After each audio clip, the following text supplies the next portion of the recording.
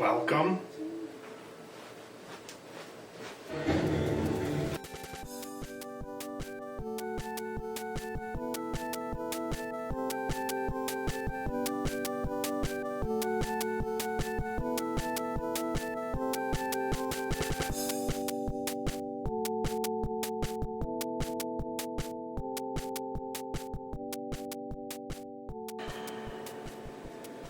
Welcome to the Kohatsu Cave of Games. I'm Nathan Kohatsu, and today, by request, I will be talking about Age of Empires 3. It's now known as Empires, the Age of Discovery. It went through a name change, but as far as I know, all of the components are the same, all of the rules are the same. So what I'm showing you will still hold true. I won't be talking about the expansions or anything, so this will just be the base game. Out of the box, it plays 2 to 5 players. It's 30 to 45 minutes per player. So in a 4-player game, which is about the sweet spot for this, it'll take about 2 to 3 hours. It is a Euro game. There is no dice involved.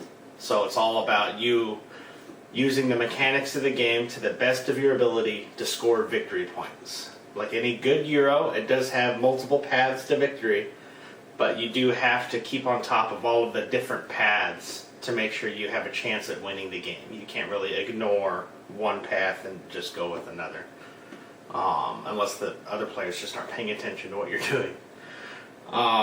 So I'll bring it to the table.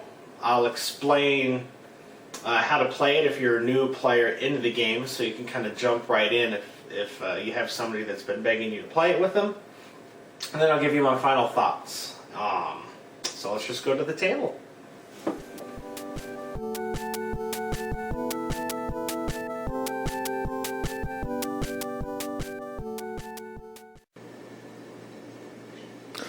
Okay, so here we are at the table. I've got everything set up. I'll show you the items that you'll get to start the game and all that stuff, and basically a general run through of how to play the game if you're a first time player. The main driving mechanic of this game is twofold.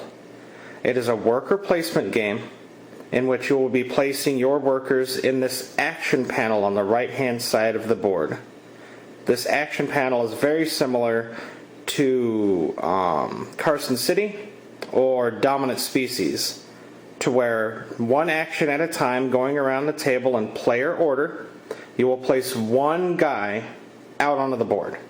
And he actually won't do anything. You're just saving your spot. Once everybody's placed all of their workers out, this board will execute its actions from top to bottom, left to right. And that will affect the game board and everything like that. But that's the main driving mechanic, is every round everybody sends out their guys, and then the game will execute the board and everybody will get the actions that they've kind of reserved, and then we'll go to the next turn. There's a set number of rounds in the game, so once you've gotten to the last round, then the game is over. The other mechanic to the game that's the main driving force is on the left-hand side of the board, and that's the actual map. It's kind of abstracted, but it is area control, to where you'll send guys using the action pane. You'll send guys over here to discover the new world, and you'll score victory points based on majority control. These two mechanics tie together, along with set collection and building management and worker management, to basically make this a very awesome game. So, what do you get when you start? Well, on BGG, there's a very excellent player aid that I would recommend everybody print out and use, because it pretty much gives a really accurate turn sequence and all the actions on the panel itself, and victory points at the end of the game. Pretty much everything is set on this board to help players that are new to the game figure out what to do. So I would highly recommend you get this, because if you buy the game and you don't use this, then your players just have a whole bunch of guys and they don't know what to do with them. So I'd fully recommend getting this. When you start the game, you're going to get a whole bunch of guys. You'll get these guys. They're regular colonists. They're your bread and butter. They're what you're going to get every turn. Then you have 4 different types of specialists. You have the missionary, the soldier, the explorer, and the merchant. And I'll explain more later what these guys do, but basically, in every color, you'll get this entire army to use for the entire game. And the components are pretty cool. They look pretty awesome. This little merchant money bag guy. So when you start the game, you'll get $10 from this really cool money, and you'll get 5 guys. So you'll take 5 guys, and they become your stock for the round. This happens every round, which I'll explain in a bit, but when you start the game, you basically just get 5 dudes. Okay, so I'm not going to take too much time explaining the setup of the game and what all the players get. I'm just going to let you know the actions that you can take on your turn and the main driving mechanics of the game. The main driving mechanics are the area control, as I mentioned, and the set collection. Set collection will generate money for you.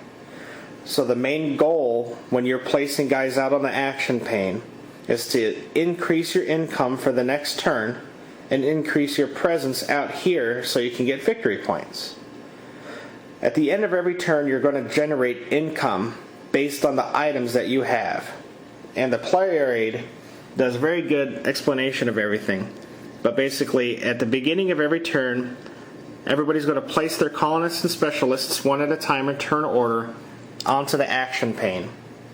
After that's done, the action pane will execute from top to bottom, left to right, where everybody's going to get whatever they've reserved their spot for. After that, you'll get trade goods income. If you have, there are multiple types of goods in the game, like fish or rice or silver.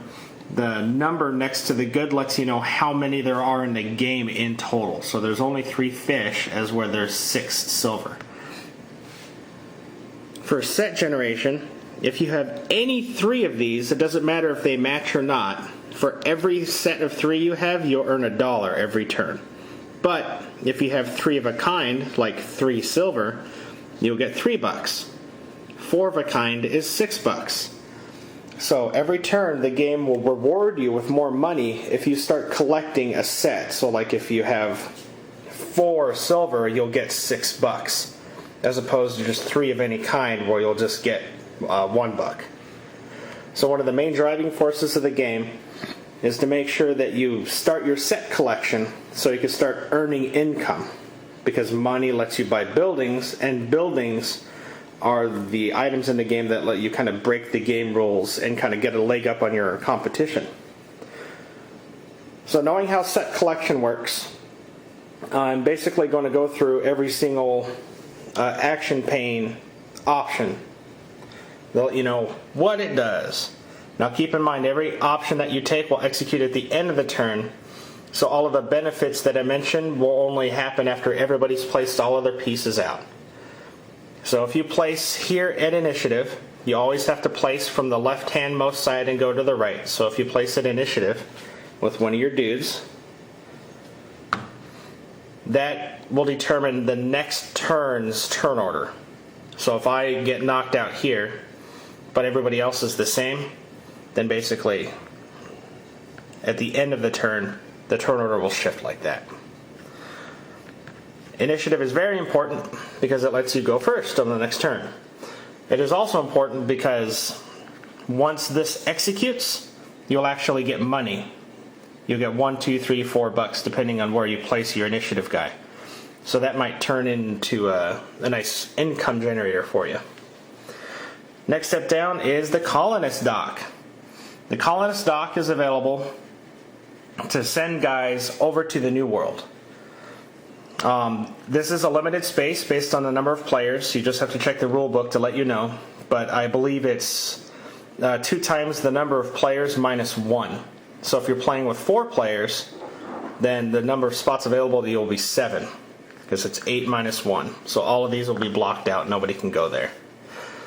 When this executes, you'll send a guy from the colonist dock out into the New World, but only into places that have been discovered already. So any places that have a discovery panel, you cannot go there. So at the beginning of the game, the only place you can go is the Caribbean. The first person to get 3 guys over to the New World in the same island space will get that good added to their little stockpile. And that's pretty much all there is to the colonist dock. The main gimmick with the colonist dock is it can only go to discovered places. So that's the colonist dock. If you place your marker in trade goods, then you'll get your choice at one of the 4 available trade goods. At the end of the turn, these will wipe and 4 more trade goods will appear every turn, but it's the best way to generate income. Next up is merchant shipping. This is kind of a majority rules space, so it doesn't matter where you place your guy. But when this space executes, whoever has the highest number of guys here claims the merchant ship. There's 1 merchant ship per turn, and the merchant ship counts as a wild. So if you have 2 fish, you can get the merchant ship and add it to make it a set of 3, meaning you're going to get $3 instead of no bucks. You can have 1 merchant ship per set. So as the game progresses, you can have multiple merchant ships, and you'll be rolling in the money. So that's how merchant shipping works. Next up is capital buildings. If you go here, you're spending money to purchase a building. Buildings don't go on the board or anything. They kind of just stay in your personal area, and they basically break the game. The cost of the building increases per age, and the ages are the turn orders. So the first 3 turns you're in age 1, then you're in age 2, then age 3. And there's different buildings per age as well. Just to show you what some of the buildings do, every turn you get 5 colonists. Colonists are the little dudes that basically are your workers that you can place. So getting a building that generates an extra worker per turn is pretty nice.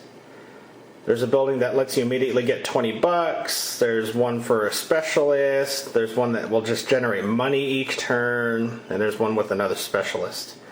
So buildings will help you break the game rules or give you more units to use a turn.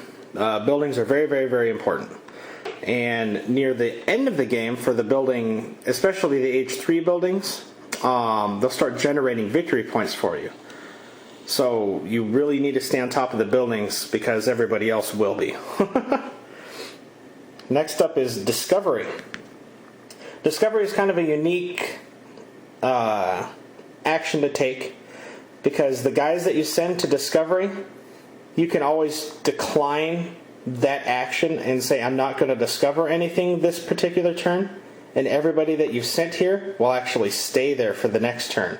So you can kind of stockpile guys at Discovery, and when you feel comfortable sending guys out to discover a new land, then you'll use them.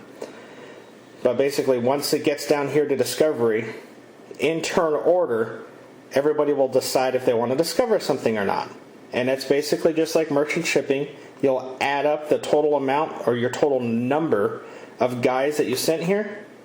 Then you'll pick one of the discovery tiles that are on the map, and they all tie into a particular area. So say I want to go to Brazil, and say I've got 4 guys here. So I've got a total strength of 4. I'll go over here and flip this tile over, and I'll compare the number I have here with the number up on the top. That's how many Native Americans that I'm fighting. And if I have equal to or higher than the number that's shown here, then I've successfully discovered and taken over this territory. In that case, I will take one of my guys and add it here as a bonus for discovering that territory. I'll get to keep this marker for the end of the game, which will count for victory points, and I'll get that much money immediately, $3. On any future turn, this is now considered a discovered territory. So anybody that goes to the colonist dock can choose to send guys to the Caribbean or any place that has been discovered, meaning that there's a guy there and there's no discovery marker left. So discovery is very important to generate victory points, to generate money, and to get new footholds in the land, which will help you gain more victory points, because everything's victory points. So that's basically the main actions that you can take. You can send colonists to the New World. You can go to a new spot in the turn order. You can gain trade goods. You can get a merchant ship wild. You can get buildings, or you can discover new land. That's basically what you do every turn in order to build up your empire, to get more money, to get more influence, to get more guys out here for area control. And the specialists help you do all of that.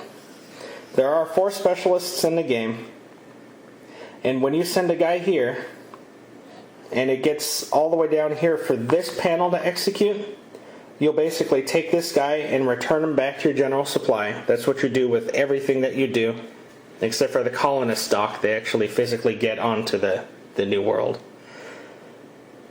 But you'll take that guy back to your stock, and whatever spot you chose, say missionary, you'll then gain a missionary into your holding spot for the next turn. So a good way to go is to kind of stock up a little bit on guys. Then you'll get those 2 in addition to the normal 5 that you get every turn for the next turn. So instead of taking only 5 actions, now you can take 7. So you're wasting actions on the current turn to get a stronger next turn. And there are only 4 available each turn, plus a wild 5th if you want to pay $5. Now I'll explain the specialists. The specialists can always be used as a normal colonist, meaning they can actually go to any spot. However, if you use a specialist in a particular area, then that will give you a bonus. And the board does a really good way of explaining what each of the specialists do. And this BGG printout also tells you what the specialists do. So going from left to right, your missionary guy, if you send him to the colonist dock, then he actually brings along another colonist when he goes to the New World. So, if I've got a missionary guy here, then he will go to the New World, to the Caribbean, and he'll bring along a buddy. That is very important for area control if you're sending 2 guys over instead of 1. So that's why missionaries are awesome! Next up is the merchant. The merchant has 2 spots he can go to, and it's this Mr. Moneybags guy. If you choose to send a merchant to the colonist dock, then he will go out just as a single guy and count as 1 guy out here in the New World. But when you send him out there, he will also pay you $5. Like he sold some stuff on the boat, I guess. So you get money for sending the merchant out. That could be very nice. You could use that to your benefit. If you send the merchant to the merchant shipping, then he actually counts for 2 instead of 1. So right now I've got a value of 2. If I send a regular colonist there as well, then I've got a total value of 3 in the bidding to get this ship. If there's a tie, then turn order breaks that tie. So merchants can be very important for that. Next up is soldier. Soldiers can also go to 2 different spots for their benefit. Soldiers can be sent to the colonist dock and then to be sent out to the New World. That would be very cool because soldiers shoot people. So if you send out a lot of soldiers, then you're looking to protect your territory from invaders. Invaders meaning the other players. You can also send a soldier down here to discovery. Discovery, if you send for every soldier that you send out, so say I've got my total of 4 guys here like I did when I explained this space. 1, 2, 3, 4. So I'll take this over. However, for every soldier that I sent, I also get an additional amount of money. So if I had one soldier out of this 4, then I would get a total of $7.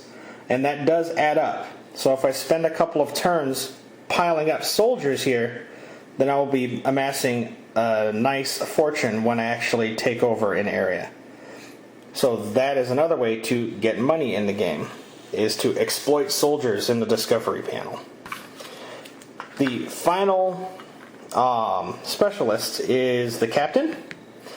And the captain basically counts as 2 people for both the discovery area and the merchant shipping area, which are the 2 stockpile spots. So they are a quick way to get your strength number up in either category. And those are the 4 specialists. The last action is warfare, and you really only use that action once you've gotten soldier dudes out into the new world. There's 2 things that you can do when you go to warfare. There's a free action to where you just send the guy here. You'll pick 1 opponent and you'll pick 1 territory, and all of the soldiers from both you and your opponent will fire all of their guns. So if I have 1 soldier here in this setup of 4 guys, and say red has 1 dude here, and I elect to fight in the Caribbean against red. Well, I've got 1 soldier and he has none, so my soldier will kill 1 of their guys.